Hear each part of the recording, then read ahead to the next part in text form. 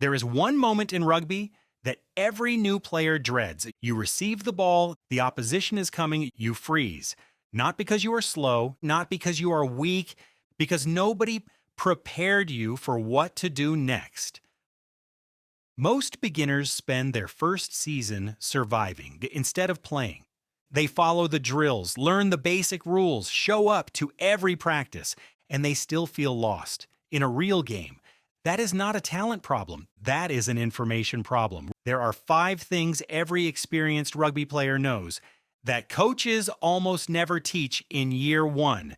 Not because coaches are hiding them, because coaches forgot what it felt like not to know them. This video covers all 5 in order of fix them in this sequence, and your first season will look completely different from every beginner around you. Thing 1. The game does not stop when you get tackled. Most beginners think a tackle ends a play. The ball carrier goes down, the referee blows the whistle, everyone resets. That is rugby league. In rugby union, the game keeps moving, the ball stays live. Here is what actually happens. When a ball carrier is tackled and brought to ground, a contest begins immediately over that ball. It is called a ruck. Both teams try to secure possession, and the first players to arrive decide who wins it. Most new players watch this happen from 5 meters away.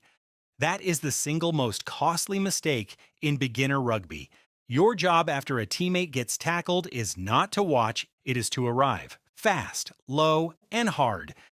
You bind onto a teammate, you drive over the ball, and you protect it. One player arriving with purpose does more than 3 players arriving late. Think of it like plugging a hole in a dam. The water does not wait, neither does the opposition. Get to the breakdown first. Everything else in rugby is built on top of that one habit. Thing 2. Body position is decided before contact, not during it. New players think tackles are won by strength. Experienced players know they are won by geometry. The player who is lower wins every time. Not sometimes, every time. Here is why. When your hips are below your opponent's hips, your center of gravity is underneath theirs. Physics does the rest. A 170-pound player in a low position will move a 220-pound player standing upright, not because they are stronger, because leverage is stronger than muscle. The problem is that most beginners remember to get low after contact begins. By then, it is too late. Your body position is set in the last 2 steps before you make contact. Hips drop, knees bend, back stays flat, eyes up. Not when you feel the collision, before it. That is the window. Think of it like a door frame. If you try to lower yourself while already walking through, you hit your head. You have to duck before the frame. Oh, not inside it. 2 steps out, start dropping. Let your legs do the work like before your arms ever get involved. Like thing 3, you need to talk constantly. And it does not matter if you're wrong. Rugby runs on communication, not occasional communication, constant communication, every second of every phase.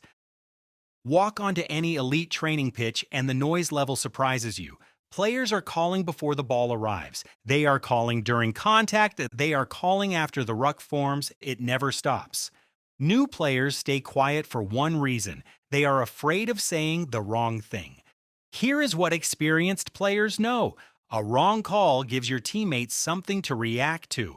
Silence gives them nothing. Nothing is always worse. You do not need to know the full defensive system to communicate. You need 3 calls, and you need them loud. Man on means an opponent is directly behind your teammate. Support left or support right tells the ball carrier where help is coming from. Your ball means you are in position to receive the pass. Those 3 calls used constantly will make you the most valuable communicator on a beginner team. Not because they are sophisticated, because everyone else is quiet. Start there. The vocabulary grows with experience. The habit has to start now. Thing 4.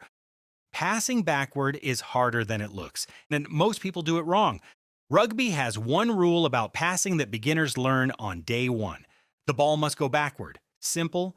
They hear it, they nod, And then they spend the rest of the season throwing the ball sideways or slightly forward without realizing it. Here is what is actually happening. A pass that looks backward from where you are standing, maybe traveling forward relative to the direction of play. Referees do not call what it looks like. They call where it lands. The correct pass starts with your shoulders turned toward your target. Your hands release the ball from in front of your body, not beside it. And your follow-through points at your receiver, not at the ground. The second mistake is passing flat.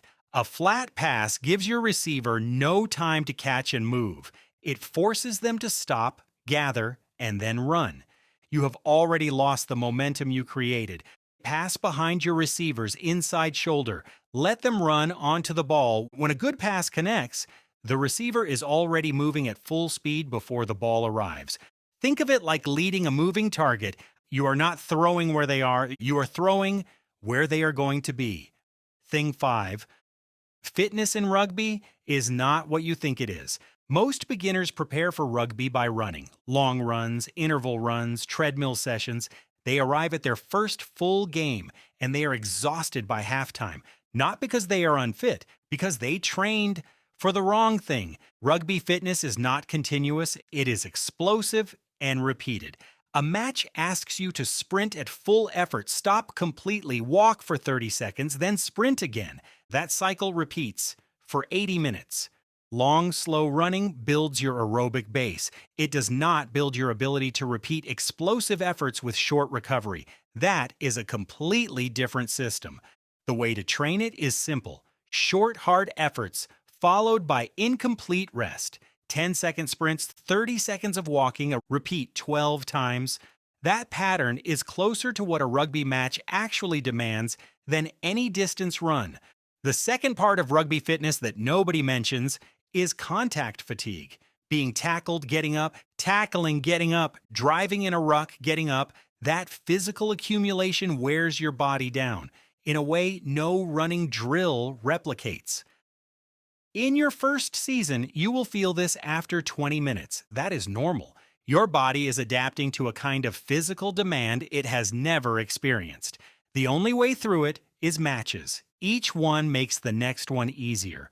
These 5 things will not be in your training manual. No coach will stand at the whiteboard and explain ruck arrival in week 1. No drill session will cover communication habits before you have learned to catch and pass. The game assumes you will pick these things up by watching. Most players do, eventually. But eventually is a long time to spend confused. You now know what takes most players a full season to figure out. The breakdown, the body position, the communication and the pass, the fitness, and the only question is how many training sessions it takes before your body stops thinking about them and just does them. And when that happens, you will not look like a beginner anymore.